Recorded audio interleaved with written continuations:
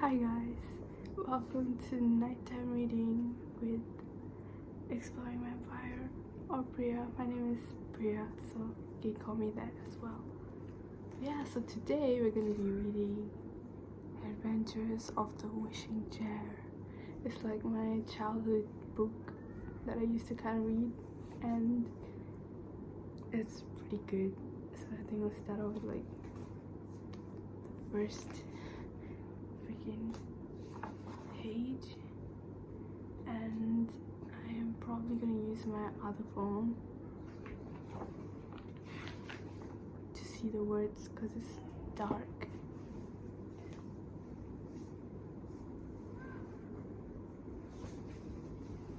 Okay, I'm back.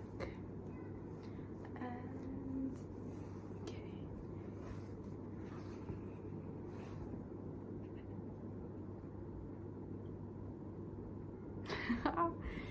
Okay, I'm gonna okay, we're gonna read now. So, the strange old shop. The adventures really began on the day that Molly and Peter went out to buy a present for their mother's birthday. They emptied the money out of their money box and counted it. 75 pennies, said Peter. Good. Now, what shall we buy, Mother? Mother loves old things, said Molly. If we could find a old shop somewhere full of old things, you know, funny spoons, quaint vases, old glasses, and beads, something of that sort would be lovely for Mother. She would love an old tea caddy to keep the tea in, I'm sure, or perhaps an old vase. All right, said Peter. We'll go and find one of those shops this very day. Put on your hat and come on, Molly. Off they went and ran into the town. It's a shop with the word antiques over it. That's what we want, said Peter. Antiques means old things. Look out for that, Molly. Oh, you see this shine? But there seemed to be no shop with the words antiques painted all over it at all. The children left the main street and went down a little turning. There were more shops there, but not one that they wanted.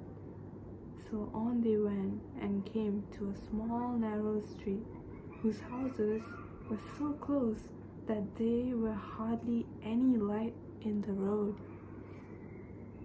And there, tucked away in the middle, was a shop with antiques painted on a label inside the dirty window. Good, said Peter. Here is a shop that sells old things.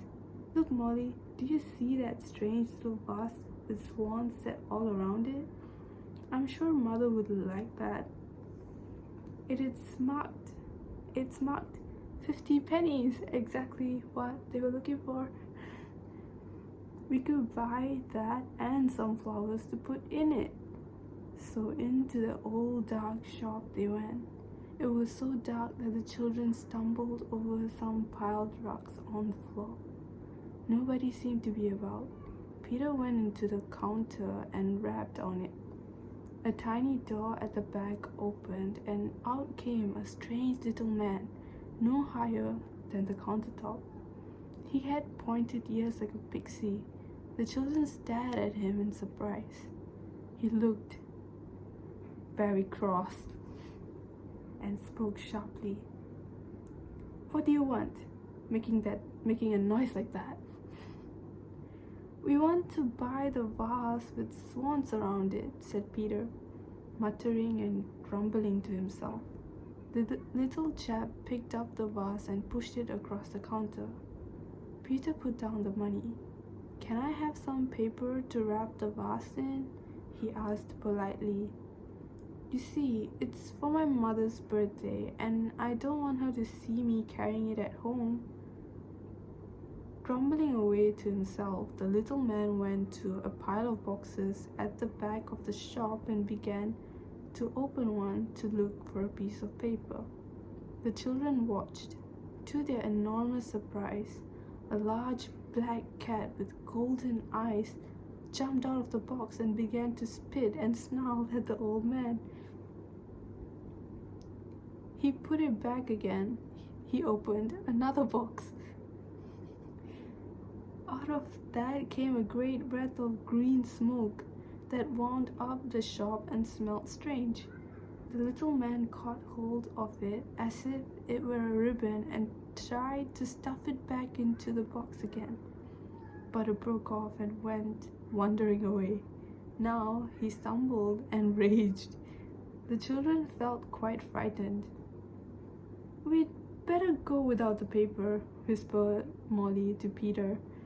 But then another extraordinary thing happened. Out of the next box came a crowd of blue butterflies.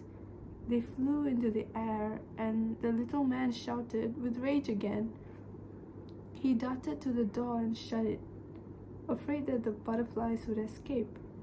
To the children's horror, they saw him lock the door too and put the key into his pocket, like the candy lady. The little fellow opened another box, and hey presto, out jumped a red fox. It gave a short bark and began to run about the shop, its nose to the ground.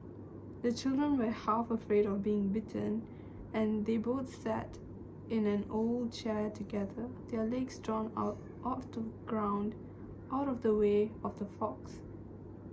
It was the most curious shop that they had ever been. Fancy keeping all those peculiar things in boxes. Really, there must be magic about somewhere. It couldn't be a proper shop. The children noticed a little stairway leading off to the shop about the middle, and suddenly, at the top of this, there appeared somebody else. Who could it be? It was somebody tall and thin, with such a long beard that swept the ground. On his head was a pointed hat that made him seem taller still. "Look," said Molly. "Doesn't he look like a wizard?" "Tippet, tippet, what are you doing?" cried the newcomer in a strange, deep voice, like the rumbling of a faraway thunder. "Looking for a piece of paper," answered the little man in a surly tone. "And all I can find is butterflies and foxes, a black cat, and—" "What? You dared to open those boxes?" shouted the other angrily. He stamped down the stairs and saw the children. "And who are you?" he asked, staring at them. "How dare you come here?" "We wanted to buy this vase," said Peter, frightened. Oh, let me show you guys that is Peter and Molly, and you'll see them throughout this entire series.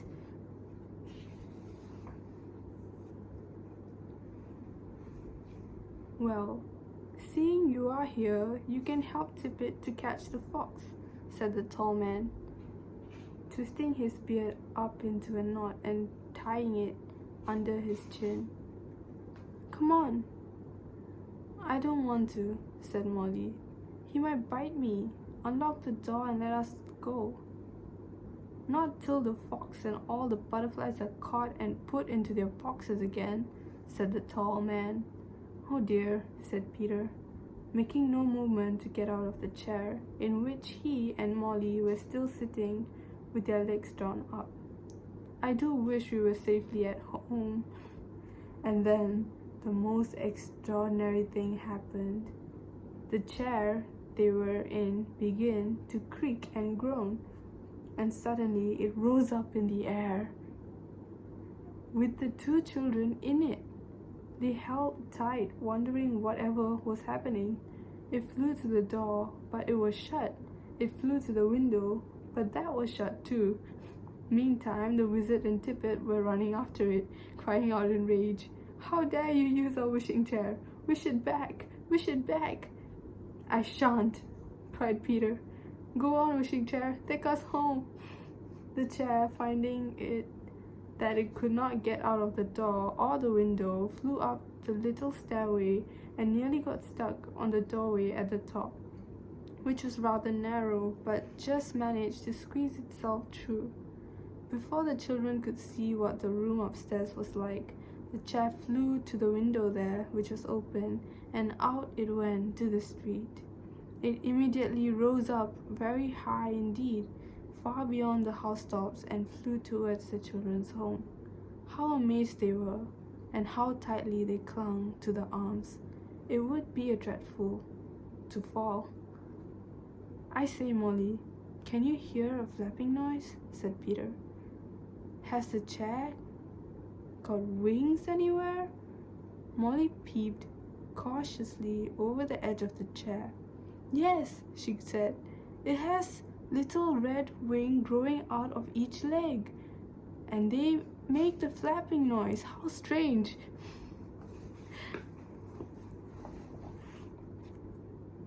The little red wings. Nice, right?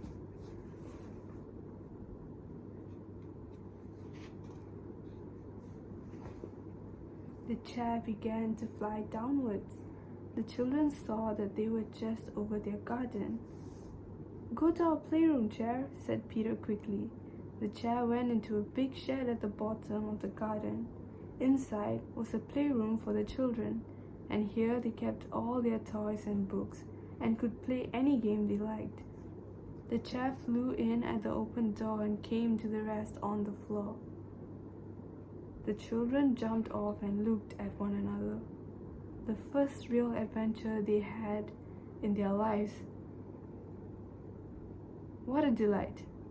Oh, Peter, to think we've got a magic chair, a wishing chair, said Molly. Well, it isn't really ours, said Peter, putting the swan vase carefully on the table. Perhaps we had better send it back to the shop. I suppose we had, said Molly sadly. It would be lovely if we could keep it. Go back to your shop, chair, commanded Peter. The chair didn't move an inch. Peter spoke to it again. Still, the chair wouldn't move. There it was, and there it stayed. And suddenly, the children noticed that its red wings had gone from the legs. It looked just like an ordinary chair now. See, Molly, the chair hasn't any wings, cried Peter. It can't fly. I expect it is only when it grows wings that it can fly. It must just have grown them when we were sitting in it in the shop.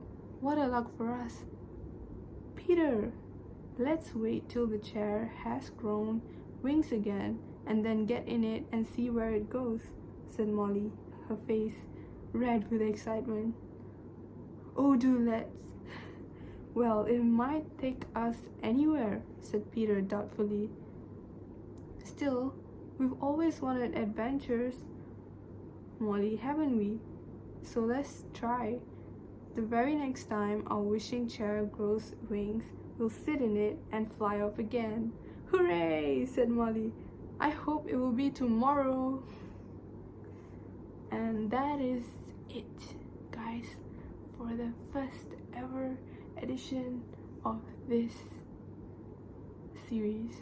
And I'm just gonna be reading the adventures of the wishing chair to you guys. Thank you for watching all the way, and hope you guys have a nice night or day or time after this video. You can check out like all my other reading videos in the suggestions probably, or in my channel. Just go click below and you can subscribe if you want. I'm not gonna force any of y'all.